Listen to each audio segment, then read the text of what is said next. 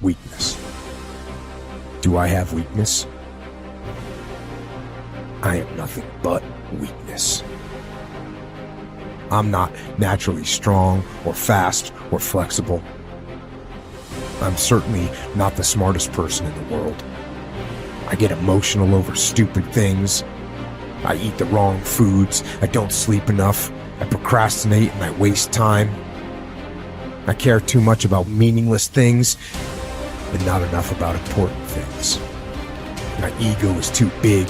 My mind is too small, often trapped inside itself. Now, all that being said, I have a saying. A person's strength is often their biggest weakness, but their weaknesses can become strengths. Success, guys, a very, very lonely road, man.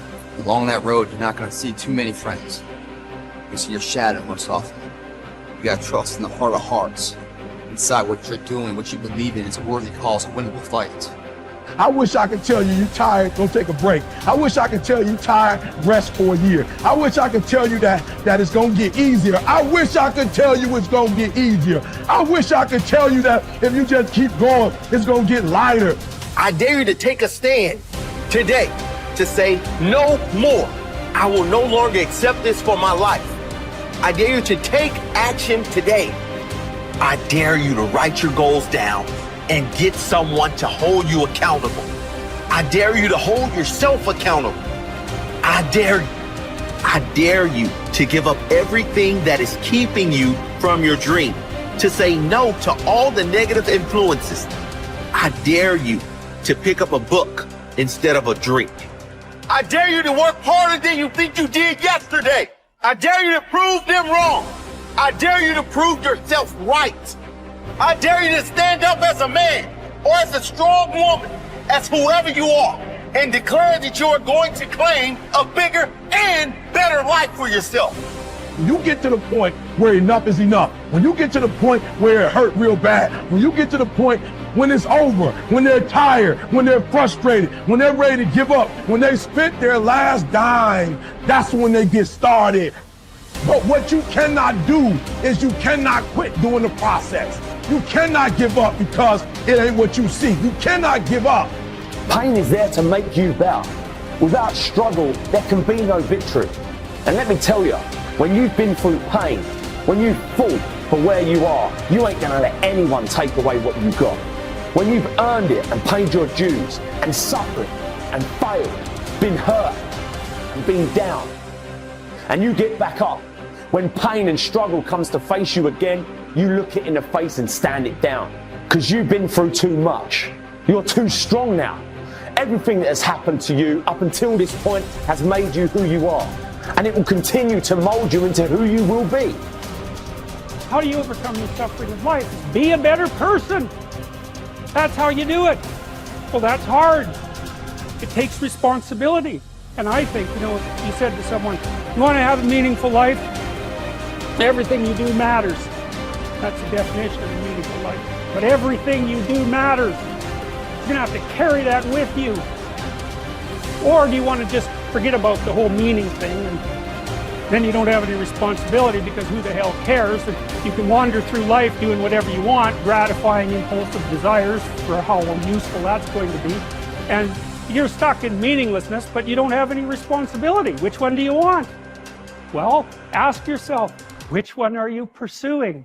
And you'll find very rapidly that it isn't the majority of your soul that's pursuing the whole meaning thing, because, well, look what you have to do that. You have to take on the fact that life is suffering. You have to put yourself together in the face of that. It starts with yourself, man. You gotta start diving into those things that you're afraid of. You don't gain confidence by going to the spot that makes you feel good. It's gonna be a false reality. And the second life gives you that challenge, all you want to do is go back to what made you confidence or what gave you confidence. Is that happy spot? No. What gives you confidence, what gave me confidence, was spending years at a kitchen table trying to learn how to read and write on my own. Realizing I can't learn the way you learn. I can't. But I can learn. What gives you confidence, not being afraid, is overcoming the fear. I used to stutter severely bad. So right now, I don't know how many people are gonna watch this. You know what gives me confidence? Is knowing I no longer care if I sit and start stuttering again. That's what gives me confidence, is facing these things, overcoming them. And maybe not overcoming them every day. Facing them, and facing them, facing them. Pretty soon like this, oh man, this is where it's at. It's not in that comfort zone. It's in the discomfort zone is where my confidence is getting built. That's where it's getting built. But people want they want an easier answer. There has to be an easier way. It's not. I'm sorry. I searched for it my entire life. I did. I lied. I did everything. And I still felt empty. I walk around with a backpack with all my stuff with no car. And I walk around happiest person in the world. Have nothing. Happy as hell.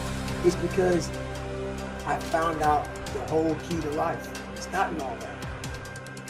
Have to face yourself. So many people live to be 100 years old and they die miserable, having everything, because they never examine.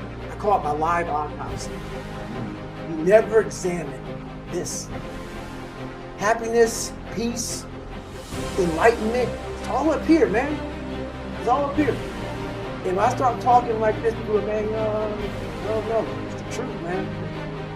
It's all up here. You just gotta want to go and face it. And that's the hard part. Attitude is a reflection, a result of a person's will. It is incalculably powerful. It can bring about marvelous results for us, but we need to train it patiently, day by day. Now let's talk about the attitudes of people who are successful. The top 5% of the people who go sailing through life from one success to another and who, even when they fail at something, shrug it off and head right out again. No matter who the person is or what he does, men and women in sales, business executives, people in all the professions, wives and mothers, students, top people in the armed forces, public servants, men and women in the service of religion, working men and women in all fields of endeavor, wherever you find a person doing an outstanding job and getting outstanding results, you will find a person with the right kind of attitude. These people take the attitude toward themselves that they can accomplish what they set out to accomplish, that there's no good reason on earth why they can't be competent, successful. They have a healthy attitude toward themselves and, as a result, toward life and the things they want to accomplish. And because of this, they achieve some remarkable things, and they come to be called successful, outstanding, brilliant, lucky, and a lot of other things. They're quite frequently no more brilliant or outstanding than the majority of the people by whom they're surrounded. But they did develop the right attitude, and they found their accomplishments not too difficult, and many times surprisingly easy, simply because it seems that so few are really trying, really believe in themselves. Successful people come in all shapes and sizes and in widely varying degrees of intelligence, background, and so on. But they all have one thing in common. They expect more good out of life than bad. They expect to succeed more than they fail. If you want something worthwhile, take the attitude that there are a lot more reasons why you can have it than there are that you cannot, and set out to earn it. Go after it, work at it, ask for it, and 9 times out of 10, you'll get it. Our environment is really a mirror of our mental attitude. If we don't like our environment, we have to change our attitude first.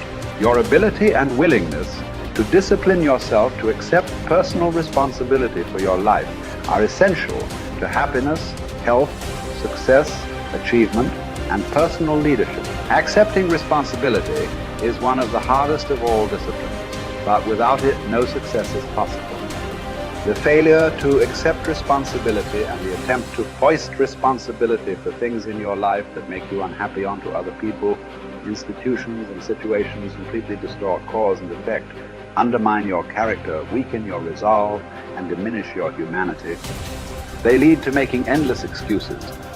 There is a direct relationship between the acceptance of responsibility and the amount of personal control you feel you have over your life. This means that the more you accept responsibility, the greater sense of control you experience. There is also a direct relationship between the amount of control you feel you have and how positive you feel. The more you feel that you have a high sense of control in the important areas of your life, the more positive and happy you are in everything you do.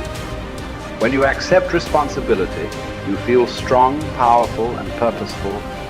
Accepting responsibility eliminates the negative emotions that rob you of happiness and contentment.